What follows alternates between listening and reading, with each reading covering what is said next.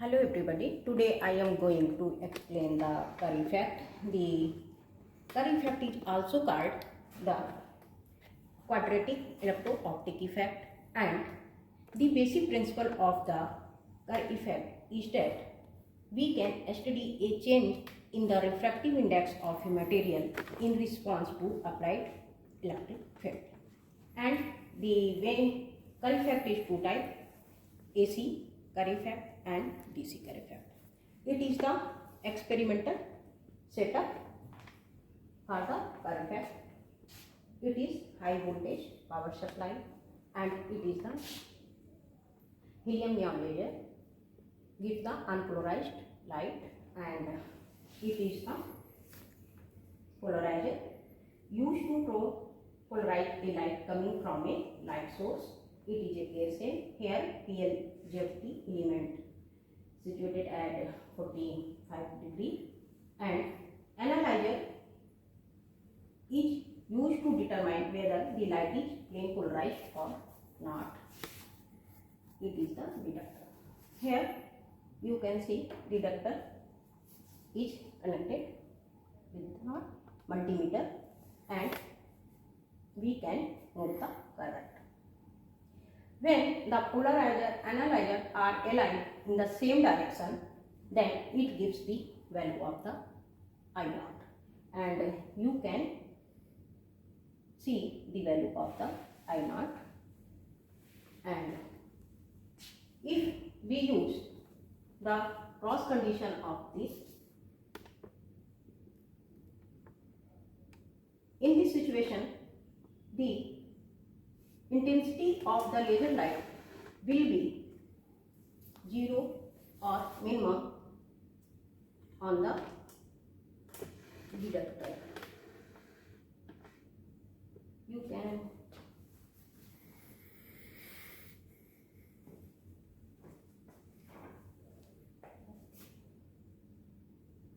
it is approximate 0.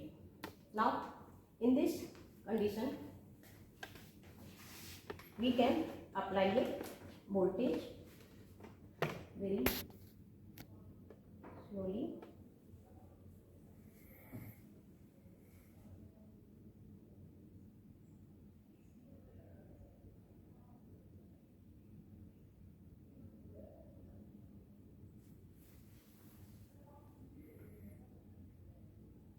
We can start from 50 and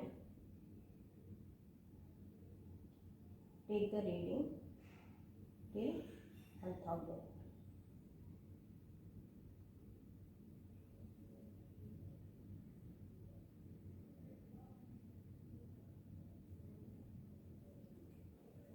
You can see here it is a multiple of 10, so this reading is at 100, and with the help of this multimeter you can take a current, and now in this way you can further increase the voltage and take another reading. In this way you can make a table between the voltage and current. In this, first we take a voltage and after that we can write a current. And now let us move on the theory part of the Kerr effect.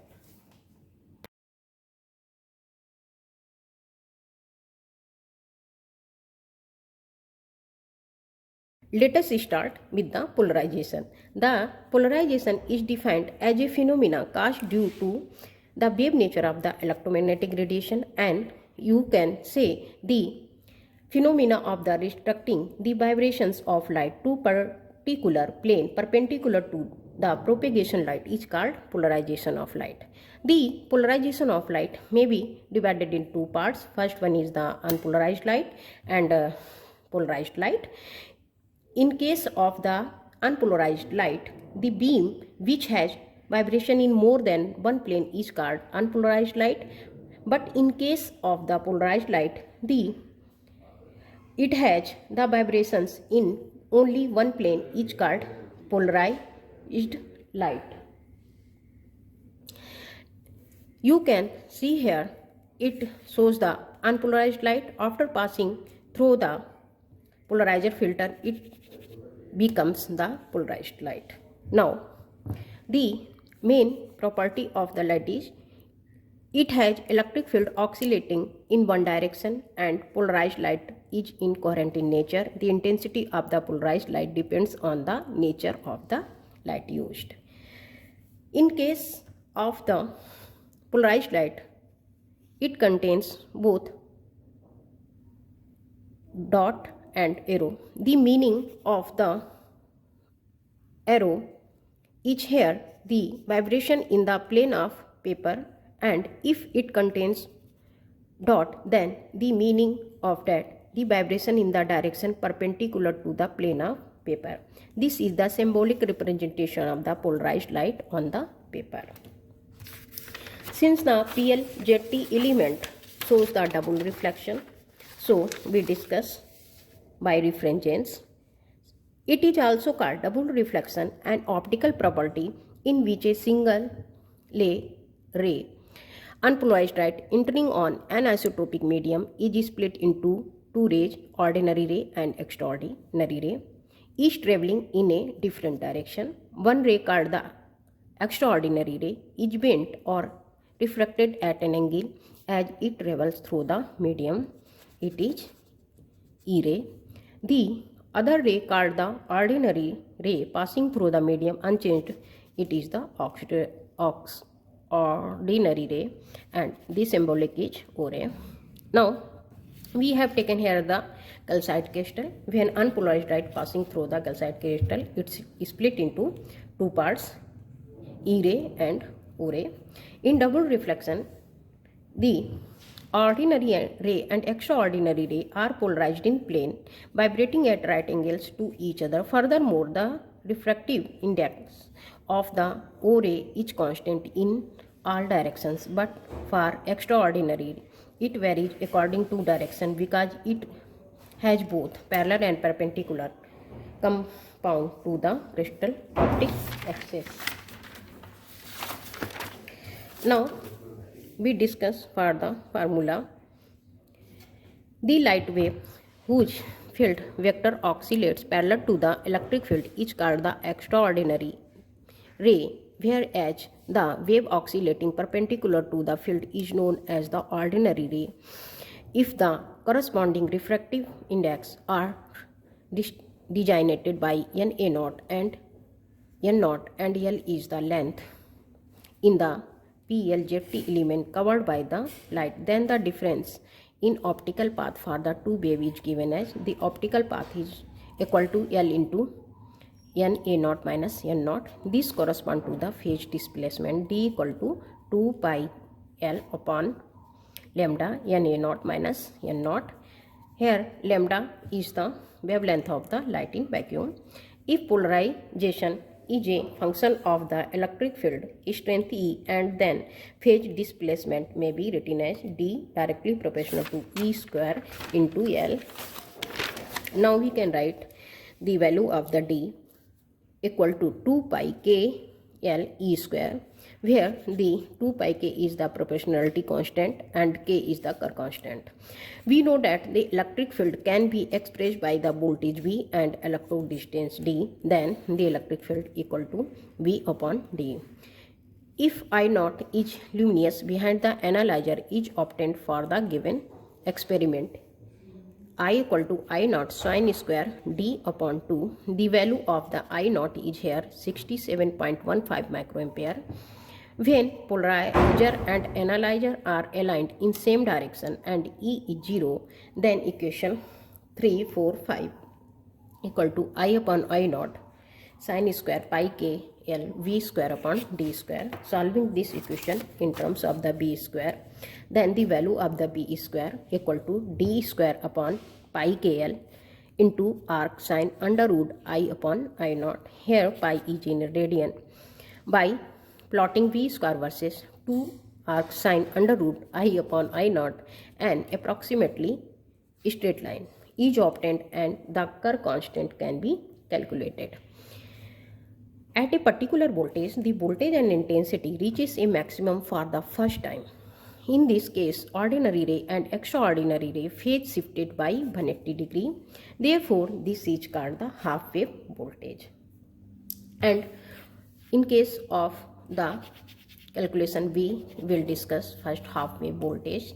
In case of the half wave voltage, the phase shift between ordinary ray and extraordinary ray is recorded for different voltages, and a graph draw between I upon I naught and applied voltage V, which is shown by figure 1.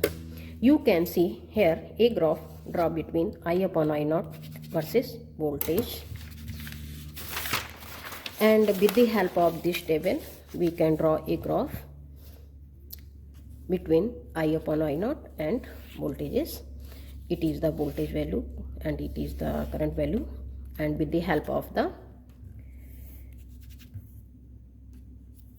I naught, which is the 67.15 microampere, we can calculate the value of the I upon I naught, and we can draw a graph between the I upon I naught and the voltage. You can see here at V equal to 950 volt, a maximum current intensity is obtained, and after that intensity starts decreases. This is half wave voltage. This occurs as 180 degree phase difference. So the value of the half wave voltage is 950 volt. Now we discuss for the Kerr constant. The value of the I naught is 67.1 microampere. From the value of the equation 6 we can write V square equal to D square upon pi KL into arc sine under root I upon I naught. The value of the D is 1.4 mm, L is 1.5 mm. From equation 7 we can arrange then V square upon 2 sine inverse under root I upon I naught equal to D square upon 2 pi KL equal to slope of the curve. If we draw a graph between the square of the voltage versus phase shift, the curve should be linear, and after fitting we can calculate the value of the slope. With the help of this table we can draw a graph between the square of the voltage and phase shift. The value of the phase shift equal to 2 arc sine under root I upon I naught in degree. Now the slope of the curve is here 9422.486 volt square upon degree, and with the help of this slope we can calculate the value of the Kerr constant.